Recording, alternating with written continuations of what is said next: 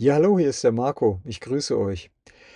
Ja, und das heutige Thema soll sein von mir, dass Dienstreisen ungesund sind. Hier geht es ja um Gesundheitsthemen und es ist mir jetzt nochmal erneut bewusst geworden, warum Dienstreisen eigentlich nicht so gut für den Körper sind und was es mit einem macht und wie es halt den normalen Tagesrhythmus verändert.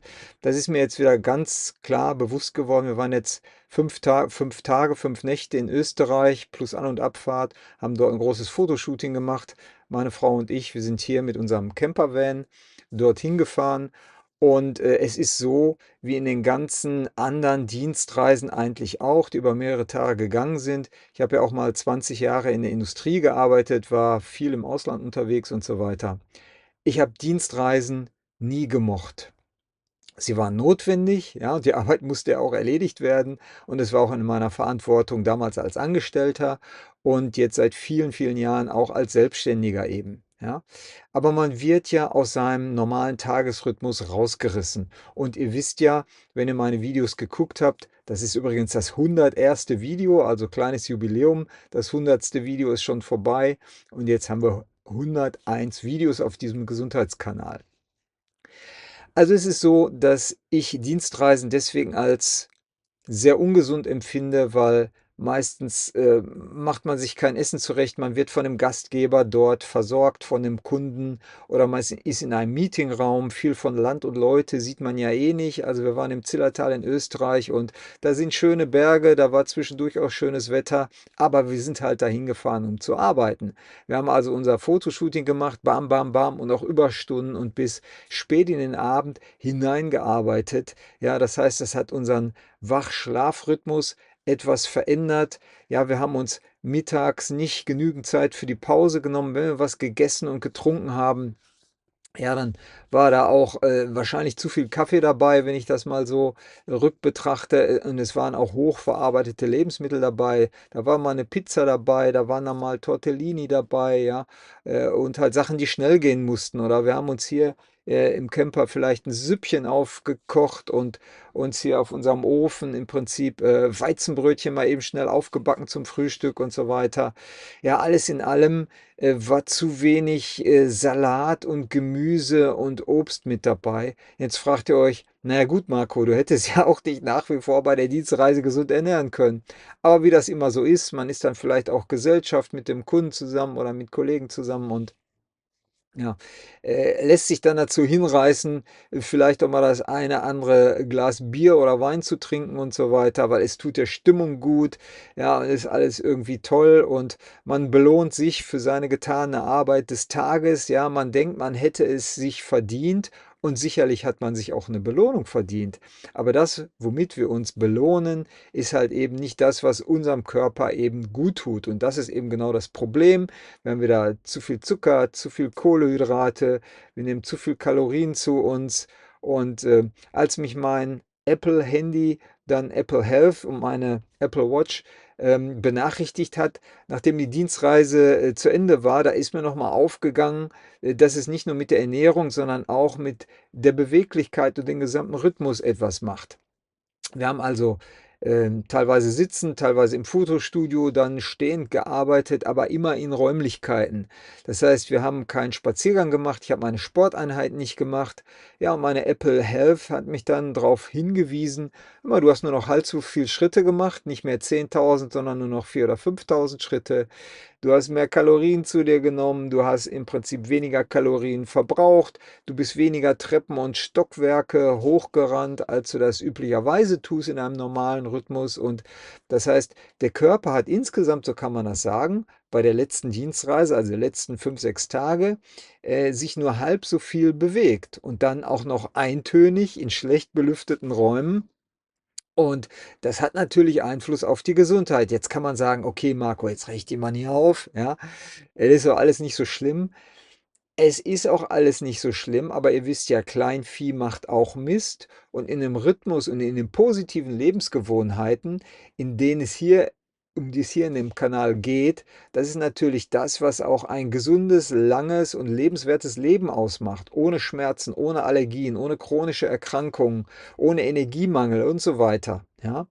Und natürlich, ich war heute Morgen wieder bei -2 Grad, war ich dann wieder joggen hier. Wir haben gerade Winter, wo ich das Video drehe, Ende November. Und das hat mir Spaß gemacht und ich habe gemerkt, der Körper, der braucht diese Bewegung, wie der die erwähnte Dienstreise nicht hatte. Und gehen wir mal so 20 Jahre zurück, ja, wo ich noch Angestellter war, wo ich noch bei Nokia gearbeitet habe in einem Weltkonzern und die Länder bereist habe. Ja, da bin ich auch mit Arbeitskollegen hingeflogen. Ich habe Zeit am Flughafen verbracht, in den Hotels verbracht, in den Meetingräumen. In den Meetingräumen gab es dann Softdrinks und Kekse und Kaffee und so weiter, ja. Alles nicht gut für die Gesundheit. Und das hat mich natürlich im Laufe der Jahre auch abgewrackt, hat zu meinem Bore-out geführt mit der Gesamtsituation damals, ja, und hat mich wirklich in ein Tal der schlechten Gesundheit, des Energiemangels und von vielen, vielen Schmerzen geführt, ja. Und ich habe mir damals, als wir uns komplett umgestellt haben mit unserem Leben, haben wir uns halt geschworen, dass wir das nicht wieder geschehen lassen. Und so eine Dienstreise, da muss man sich echt zu zwingen, dass die nicht so dramatisch ungesund wird. Das heißt, man muss wirklich gucken, dann einfach mal zum Supermarkt fahren und sich trotz der ganzen Arbeit irgendwie einen schönen Salat holen, sich tagsüber dann halt doch überwiegend mit Wasser zu versorgen, ja. Äh, 2 Kaffee zu trinken oder vielleicht auch mal 'n dritten ist sicherlich nicht ganz so dramatisch. Aber dass man auch darauf achtet, dass man ausgewogene Bewegung macht und dann nicht immer nur der eine Griff zur Kamera oder der eine Griff, zur Puppe, um die Kleider anzuziehen, um die Klamottenfotos dort zu machen und so weiter. Es ist alles irgendwie dann eintönig, ja. Man will natürlich auch die Arbeit schaffen und wir sind mit, keine Ahnung, 400 Bildern zurückgekommen von dieser Dienstreise, die auch noch alle bearbeitet werden müssen. Alles gut, aber ich will damit nur sagen, ich bin jetzt 41 Jahre im Beruf, ne, habe mit 16 meine Lehre angefangen, jetzt bin ich, 57 Jahre alt und all diese Dienstreisen, die ich als Angestellter und als Selbstständiger gemacht habe, waren natürlich alle notwendig und vom Kopf her waren ja auch gut für die Seele. Man hat wirklich was geschafft, man war wirklich produktiv, ja. Man wurde gut dafür bezahlt, der Kunde war zufrieden und so weiter. Aber wer fragt denn eigentlich: „Wie ist es denn meinem Körper ergangen?“ Und diese Frage will ich mir einfach viel öfter stellen, um mich einfach dazu zwingen, die Gesundheit zu genießen, mich gesund zu verhalten und darauf zu achten, dass ich eben auch bei Dienstreisen nicht mehr so viele ungesunde Dinge tue oder wenn es sich nicht vermeiden lässt, einfach auf genügend Pausen zu achten, muskulär mich nicht zu einseitig zu belasten und trotz der Annehmlichkeiten nicht zu viel hochverarbeitete Nahrung zu essen, die dann irgendwo aus dem Backofen oder der Mikrowelle kommt, wo sowieso keine Nährstoffe mehr drin sind, ja.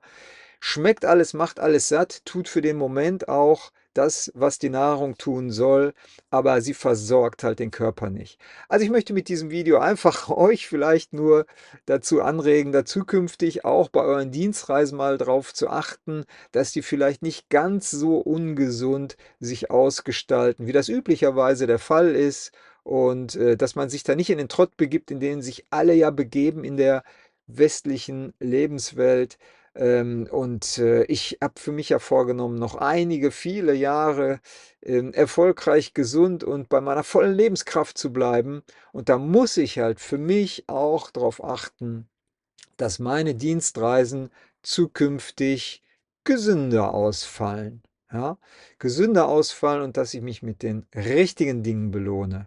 Ja, das will nicht heißen, dass nicht mal ein Glas Wein am Abend sein kann. Ja, aber speziell diese hochverarbeitete, glutenreiche, weizenreiche Ernährung und das Müsli und weiß ich nicht und vielleicht mal, 'ne Süßigkeit zwischendurch, das muss alles nicht sein. Und wenn man das angeboten bekommt, da muss man halt die charakterliche Stärke haben und ganz höflich absagen und sagen: „Ne, für mich im Moment nicht. Dankeschön, danke fürs Angebot.“ Und da muss man auch hart zu sich sein und nicht sagen: „Ja, ich nehme alles, was mir angeboten wird“, ja?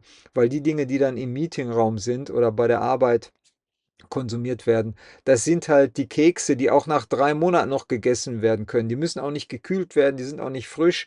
Die sehen auch nach einem Jahr noch genauso aus, wenn man die aus der Verpackung nimmt und die können genauso gut gegessen werden. Also, ich besinne mich für meinen Teil darauf, zukünftig mich daran zu erinnern, was mir gut tut und was mir eben nicht gut tut. Wie sind eure Meinungen zum Thema Dienstreise? Was habt ihr so für Erfahrungen gemacht? Ja, natürlich kann man auch, wenn man im Hotel ist oder so, den Fitnessraum nutzen. Und ich habe das auch schon mal gemacht, ja, aber ich merke halt eben, wie ich die Reise und die Arbeit als Ausrede benutze, den üblichen Gesundheitsrhythmus nicht mehr einzuhalten. Und das tut mir nicht gut. Hoffentlich gelingt mir das zukünftig. Und deswegen, um mir das nochmal ins Bewusstsein zu holen, habe ich dieses Video gedreht. Vielleicht könnt ihr davon profitieren. Das ist kostenlose Erfahrung für euch zum Thema Gesundheit, die ich in meinem Leben mit meiner Frau auch zusammen schon erfahren habe. Und es würde mich freuen, wenn ihr das Video liked, wenn ihr den Kanal abonniert oder wenn ihr mit mir gemeinsam kommentiert und auch so ein bisschen in Diskussion kommt. Bis dahin, euer Marco, bleibt gesund.